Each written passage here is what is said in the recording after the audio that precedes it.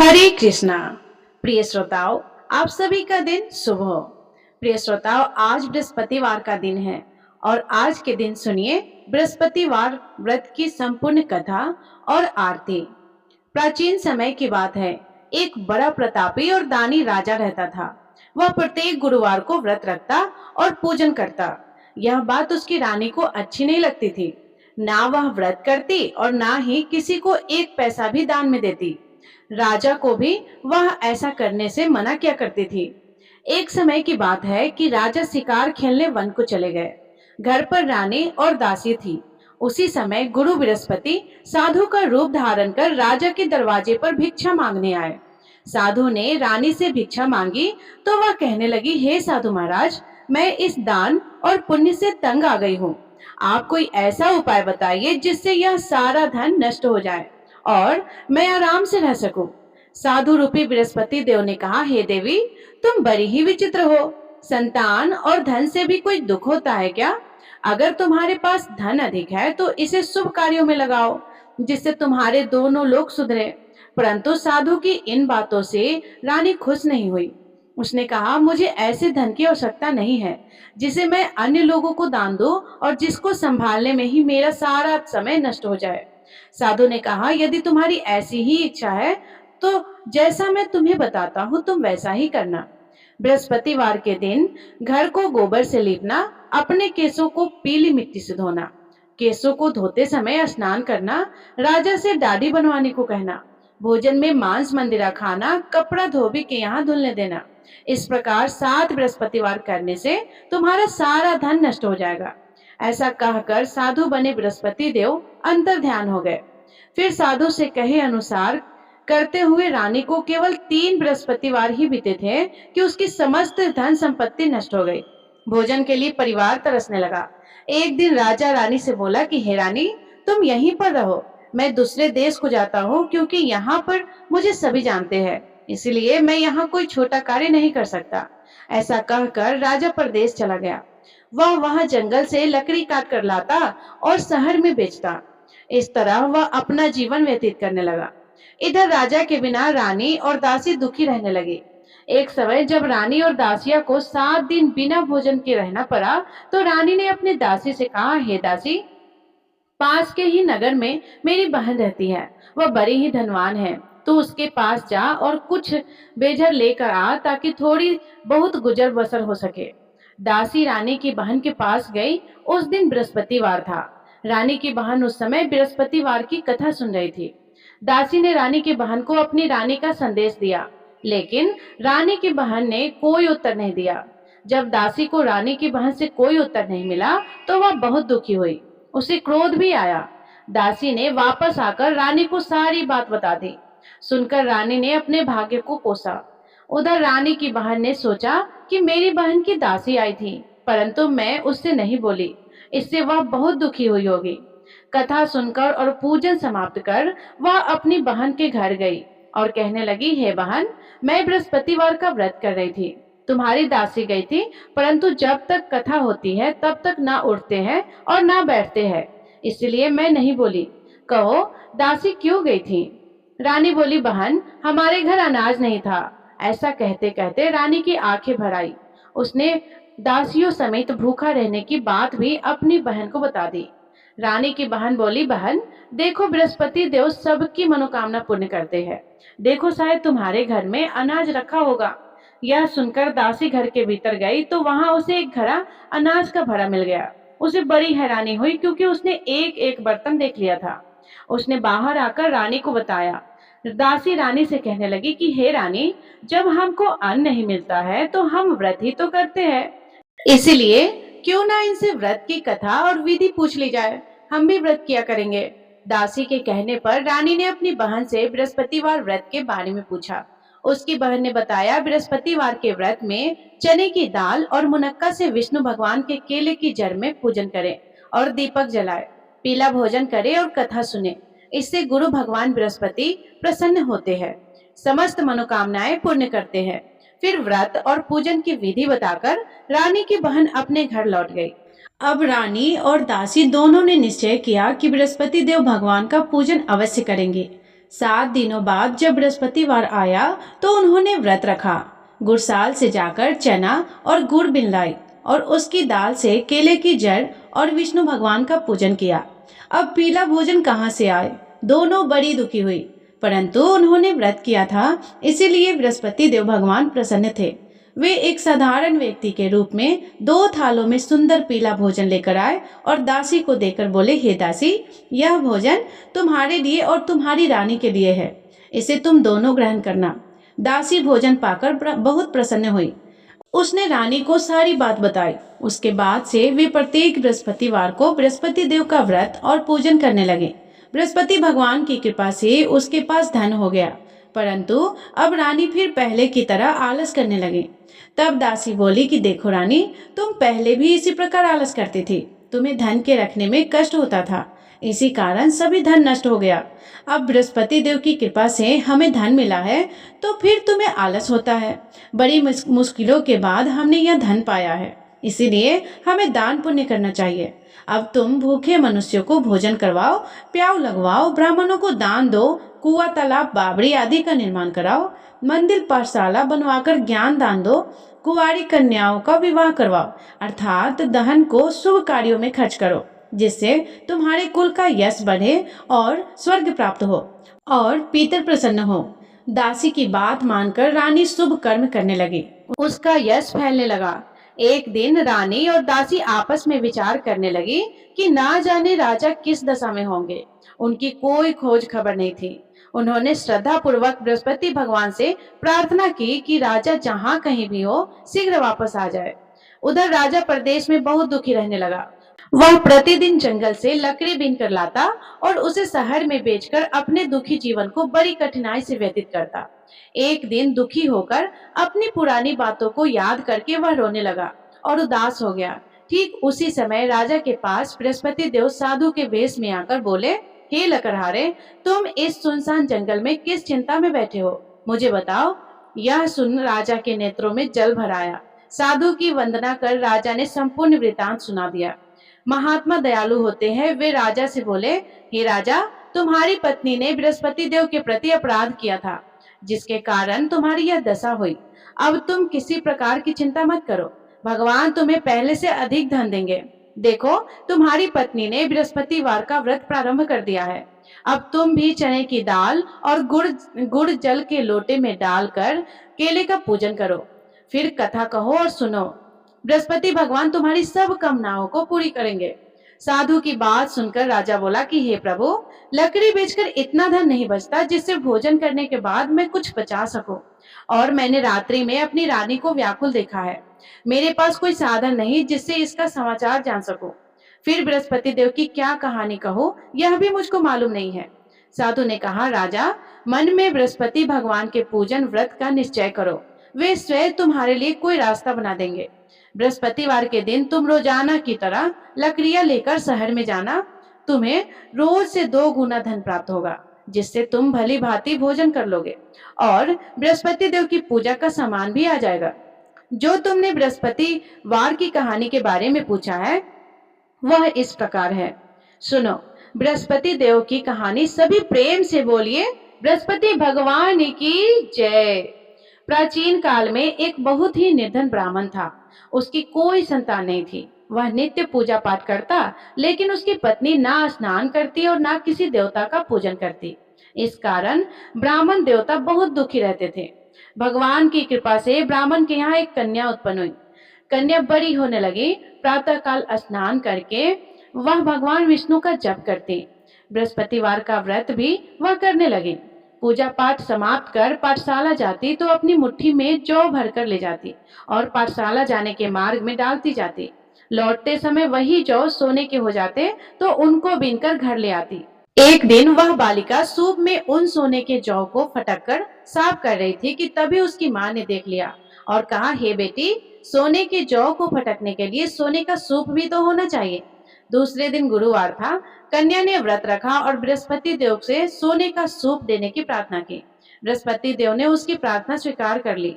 रोजाना की तरह वह कन्या जौ फैलाती हुई पाठशाला चली गई। पाठशाला से लौटकर जब वह जौ बीन रही थी तो बृहस्पति देव की कृपा से उसे सोने का सूप मिला। वह घर ले आई और उसमें जौ साफ करने लगी, परंतु उसकी माँ का वही ढंग रहा। एक दिन की बात है, कन्या सोने के सूप में जब जौ साफ कर रही थी, उसी समय उस नगर का राजकुमार वहां से निकला। कन्या के रूप को देखकर वह उस पर मोहित हो गया। राजमहल आकर वह भोजन तथा जल त्याग कर उदास होकर लेट गया। राजा को जब राजकुमार द्वारा अन्न जल त्यागने का समाचार प्राप्त हुआ, तो अपने मंत्रियों के साथ वह अपने पुत्र के पास गया और कारण पूछा। राजकुमार ने राजा को उस लड़की के घर का पता भी बता दिया। मंत्री उस लड़की के घर गया। मंत्री ने ब्राह्मण के समक्ष राजा की ओर से निवेदन किया और फिर जिसे ब्राह्मण देवता ने स्वीकार कर लिया। फिर कुछ ही दिनों के बाद ब्राह्मण की कन्या का विवाह राजकुमार के साथ संपन्न हो गया। इधर कन्या के घर से जाते ही ब्राह्मण के घर में पहले की तरह गरीबी का निवास हो गया। एक दिन दुखी होकर ब्राह्मण अपनी पत्नी से मिलने गए। पुत्री ने पिता की अवस्था को देखा और अपनी माँ का समाचार पूछा। ब्राह्मण देवता ने सभी हाल कह सुनाया। कन्या ने बहुत सा धन देकर अपने पिता को विदा कर दिया, लेकिन कुछ दिनों के बाद फिर वही हाल हो गया। ब्राह्मण फिर अपनी कन्या के यहाँ आ गया और अपनी हाल कह सुनाया, तो पुत्री कहने लगी, हे पिताजी, अब की बार आप माता जी को यहाँ लिवा लाइए। मैं उन्हें यह विधि बता दूंगी जिससे गरीबी दूर हो जाएगा। ब्राह्मण देवता अपनी पत्नी के साथ लेकर अपनी पुत्री के पास राजमहल पहुंचे, तो पुत्री अपनी माँ को समझाने लगी, हे माँ, तुम प्रातः काल स्नान आदि करके विष्णु भगवान का पूजन करो तो सब दरिद्रता दूर हो जाएगी। परंतु उसकी माँ ने उसकी एक भी बात नहीं मानी। वह तो प्रातः काल उठकर अपनी पुत्री का बचा जूठन खा लेती थी। एक दिन उसकी पुत्री को बहुत गुस्सा आया। उसने अपनी माँ को एक कोठरी में बंद कर दिया। प्रातः उसे स्नान आदि करा करके पूजा पाठ करवाया तो उसकी माँ की बुद्धि ठीक हो गई। इसके बाद वह नियम से पूजा पाठ करने और प्रत्येक बृहस्पतिवार को व्रत रखने लगी। इस प्रकार के प्रभाव से मृत्यु के बाद वह स्वर्ग को गई। वह ब्राह्मण देवता भी सुख पूर्वक इस लोक का सुख भोगकर स्वर्ग को प्राप्त हुए। इस तरह कहानी कहकर साधु देवता वहीं अलोप हो गए। प्रेम से बोलिए बृहस्पति देवता की जय। धीरे धीरे समय व्यतीत होने पर फिर बृहस्पतिवार का दिन आया। राजा जंगल से लकड़ी काटकर शहर में बेचने गया। उसे उस दिन और दिनों से अधिक धन प्राप्त हुआ। राजा ने गुड़, चने आदि लाकर बृहस्पतिवार का व्रत किया। उस दिन से उसके सभी क्लेश दूर हो गए। परंतु जब अगला गुरुवार का दिन आया तो वह बृहस्पतिवार का व्रत करना भूल गया। इस कारण बृहस्पति भगवान नाराज हो गए। उस दिन उस नगर के राजा ने विशाल यज्ञ का आयोजन किया था। उसने अपने समस्त राज्य में घोषणा करवा दी कि समस्त जनता मेरे यहाँ भोजन करने आवे, किसी के घर चूल्हा न जले। जो इस आज्ञा को नहीं मानेगा उसको फांसी की सजा दी जाएगी। राजा की आज्ञा के अनुसार राज्य के सभी लोग राजा के भोज में सम्मिलित हुए, लेकिन लकड़हारा कुछ देर से पहुंचा, इसीलिए राजा उसको अपने साथ महल में ले गए। जब राजा लकड़हारे को भोजन करा रहे थे तो रानी की दृष्टि उस खूंटी पर पड़ी जिस पर उसका हार लटका हुआ था। उसे हार खूंटी पर लटका दिखाई नहीं दिया। रानी को निश्चय हो गया कि मेरा हार इस लकड़हारे ने ही चुरा लिया है, और उसी समय सैनिक बुलवाकर लकड़हारे को जेल में डलवा दिया। लकड़हारा जेल में विचार करने लगा कि ना जाने कौन से पूर्व जन्म के कर्म ने मुझे यह दुख प्राप्त हुआ है, और जंगल में मिले साधु को याद करने लगा। तत्काल बृहस्पति देव साधु के रूप में प्रकट हो गए और कहने लगे कि अरे मूर्ख, तूने बृहस्पति देव की कथा नहीं की, इसी कारण तुझे दुख प्राप्त हुआ है। अब चिंता मत कर, बृहस्पतिवार के दिन जेल खाने के दरवाजे पर तुझे 4 पैसे पड़े मिलेंगे, उनसे तू बृहस्पति देव की पूजा करना, तेरे सभी कष्ट दूर हो जाएंगे। अगले बृहस्पतिवार उसी जेल के द्वार पर 4 पैसे मिले। राजा ने पूजा का सामान मंगवाकर कथा कही और प्रसाद बांटा। उसी रात्रि में बृहस्पति देव ने उस नगर के राजा को स्वप्न में कहा कि हे राजा, तूने जिसे जेल में बंद किया है उसे कल छोड़ देना, वह निर्दोष है। राजा प्रातः काल उठा और खूंटी पर हार देकर लकड़हारे को बुलाकर क्षमा मांगी। राजा के योग्य सुंदर वस्त्र आभूषण भेंटकर उसे विदा कर दिया। गुरुदेव की आज्ञा के अनुसार राजा अपने नगर को चल दिया। राजा जब नगर के निकट पहुंचा तो उसे बड़ा ही आश्चर्य हुआ, क्योंकि नगर में पहले से अधिक बाग, तालाब और कुएं तथा बहुत से धर्मशालाएं, मंदिर आदि बने हुए थे। राजा ने पूछा कि यह किसका बाग और धर्मशाला है। तब नगर के सभी लोग कहने लगे कि यह सब रानी और दासी द्वारा बनवाए गए हैं। राजा को आश्चर्य हुआ और गुस्सा भी आया कि उसकी अनुपस्थिति में रानी के पास इतना धन कहां से आएगा। जब रानी ने यह समाचार सुना कि राजा आ रहे हैं, तो उसने अपनी दासी से कहा कि हे दासी, देख राजा हमको कितनी बुरी हालत में छोड़ गए थे, वह हमारी ऐसी हालत देखकर लौट न जाए, इसलिए तू दरवाजे पर खड़ी हो जा। रानी की आज्ञा अनुसार दासी दरवाजे पर खड़ी हो गई और जब राजा आए तो उन्हें अपने साथ महल में लिवा लाई। तब राजा ने क्रोध करके अपनी तलवार निकाली और पूछने लगा कि बताओ, यह धन तुम्हें कैसे प्राप्त हुआ है। तब रानी ने सारी कथा सुना दी। राजा ने निश्चय किया कि मैं प्रत्येक दिन में 3 बार कथा करूंगा और रोज व्रत किया करूंगा। अब तो हर समय राजा के दुपट्टे में चने की दाल बंधी रहती और वह दिन में 3 बार कथा कहता। एक दिन राजा ने विचार किया कि चलो अपनी बहन के यहाँ हो आओ। इस तरह का निश्चय कर राजा घोड़े पर सवार हो अपनी बहन के यहाँ चल दिए। मार्ग में उसने देखा कि कुछ आदमी एक मुर्दे को लिए जा रहे हैं। उन्हें रोककर राजा कहने लगे कि अरे भाइयों, मेरे बृहस्पतिवार की कथा तो सुन लो। वे बोले कि लो, हमारा तो आदमी मर गया है और इसको अपनी कथा की पड़ी है। परंतु कुछ आदमी बोले कि अच्छा, कहो, हम तुम्हारी कथा भी सुनेंगे। राजा ने दाल निकाली और कथा कहनी शुरू कर दी। जब कथा आधी हुई तो मुर्दा हिलने लगा और जब कथा समाप्त हुई तो राम राम करके वह मनुष्य खड़ा हो गया। राजा आगे बढ़ा। उसे चलते चलते शाम हो गई। आगे मार्ग में उसे एक किसान खेत में हल चलाता मिला।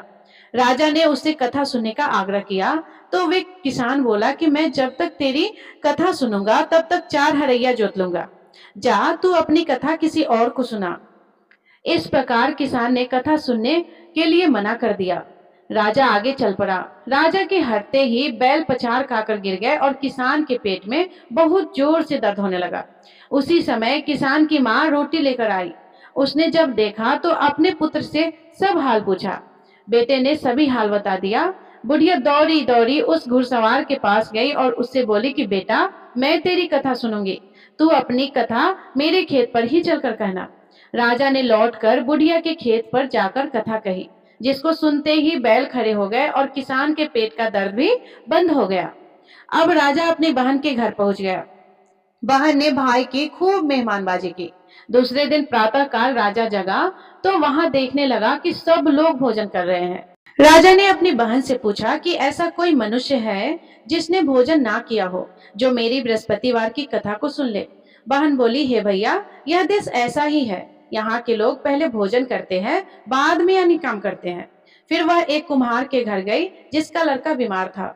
उसे पता चला कि उसके यहाँ 3 दिन से किसी ने भोजन नहीं किया है। रानी ने अपने भाई की कथा सुनने के लिए कुम्हार से कहा तो वह तैयार हो गया। राजा ने जाकर बृहस्पतिवार की कथा कही, जिसको सुनकर उसका लड़का ठीक हो गया। अब तो राजा की प्रशंसा होने लगी। एक दिन राजा ने अपनी बहन से कहा, हे बहन, मैं अब अपने घर जाऊंगा, तुम भी तैयार हो जाओ। राजा की बहन ने अपनी सास से अपने भाई के साथ जाने की आज्ञा मांगी तो सास ने बोली कि चली जा, परंतु अपने लड़कों को मत ले जाना, क्योंकि तेरे भाई के कोई संतान नहीं होती है। बहन ने अपने भाई से कहा, हे भैया, मैं तो चलूंगी, परंतु कोई बालक नहीं जाएगा। तब राजा बोला कि जब कोई बालक नहीं जाएगा तब तुम भी जाकर क्या करोगे।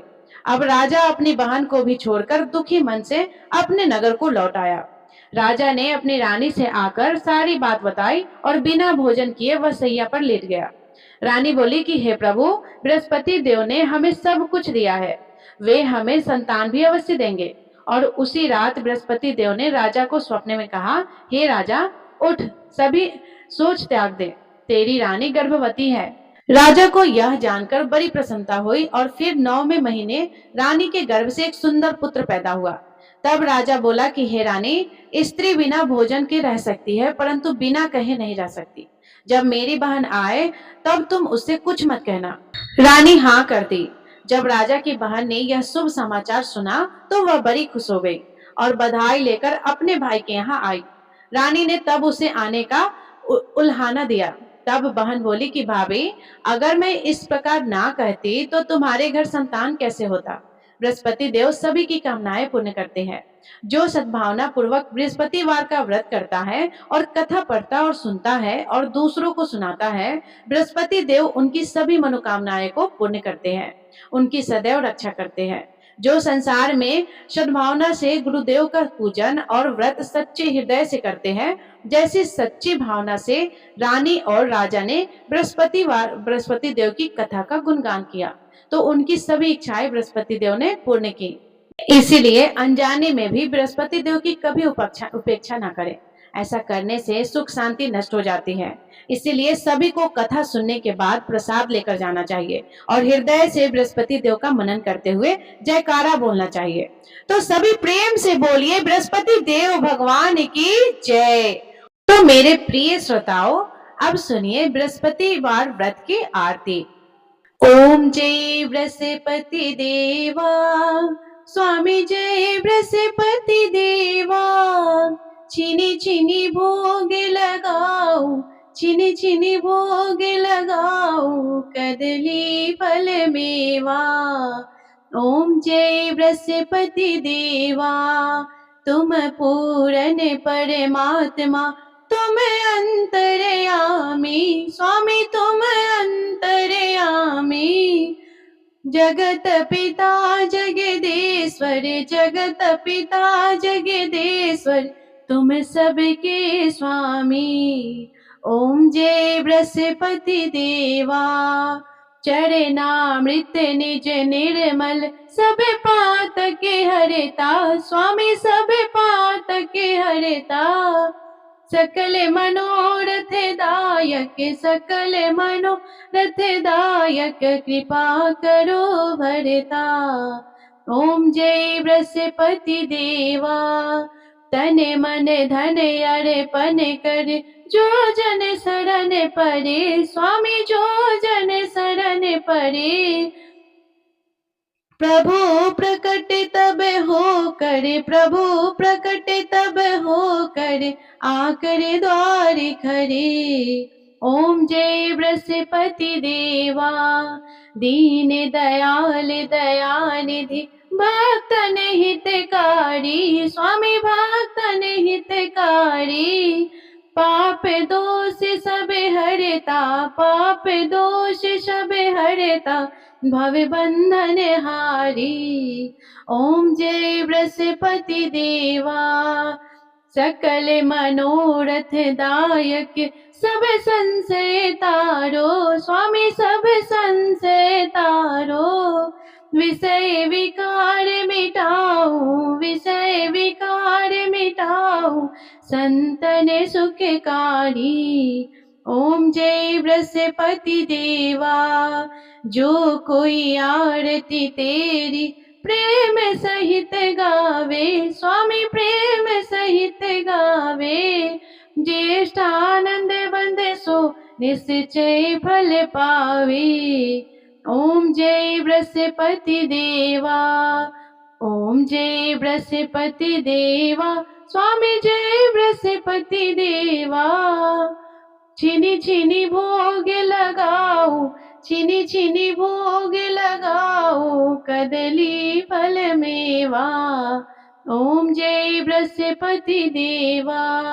सभी प्रेम से बोलिए विष्णु भगवान की जय, बृहस्पति भगवान की जय।